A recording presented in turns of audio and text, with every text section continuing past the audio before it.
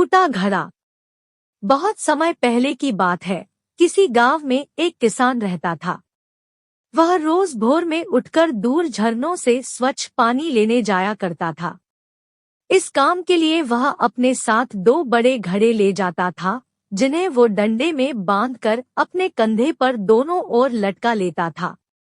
उनमें से एक घड़ा कहीं से फूटा हुआ था और दूसरा एकदम सही था। इस वजह से रोज घर पहुंचते पहुंचते किसान के पास 1.5 घड़ा पानी ही बच पाता था। ऐसा 2 सालों से चल रहा था। सही घड़े को इस बात का घमंड था कि वो पूरा का पूरा पानी घर पहुंचता है और उसके अंदर कोई कमी नहीं है। वहीं दूसरी तरफ फूटा घड़ा इस बात से शर्मिंदा रहता था कि वो आधा पानी ही घर तक पहुंचा पाता है और किसान की मेहनत बेकार चली जाती है। फूटा घड़ा ये सब सोचकर बहुत परेशान रहने लगा और एक दिन उससे रहा नहीं गया। उसने किसान से कहा, मैं खुद पर शर्मिंदा हूँ और आपसे क्षमा मांगना चाहता हूँ। क्यों? किसान ने पूछा, तुम किस बात से शर्मिंदा हो?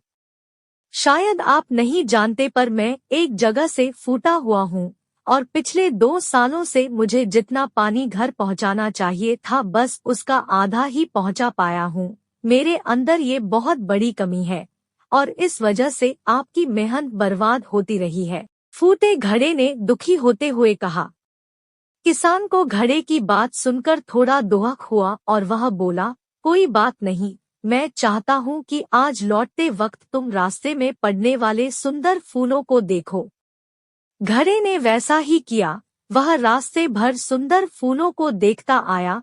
ऐसा करने से उसकी उदासी कुछ दूर हुई, पर घर पहुँचते पहुँचते फिर उसके अंदर से आधा पानी गिर चुका था। वो मायूस हो गया और किसान से क्षमा मांगने लगा। किसान बोला, शायद तुमने ध्यान नहीं दिया, पूरे रास्ते में जितने भी फूल थे वो बस तुम्हारी तरफ ही थे, सही घड़े की तरफ एक भी फूल नहीं था। ऐसा इसलिए क्योंकि मैं हमेशा से तुम्हारे अंदर की कमी को जानता था और मैंने उसका लाभ उठाया। मैंने तुम्हारे तरफ वाले रास्ते पर रंग बिरंगे फूलों के बीज बो दिए थे। तुम रोज थोड़ा थोड़ा करके उन्हें सींचते रहे और पूरे रास्ते को इतना खूबसूरत बना दिया। आज तुम्हारी वजह से ही मैं इन फूलों को भगवान को अर्पित कर पाता हूँ और अपना घर सुंदर बना पाता हूँ।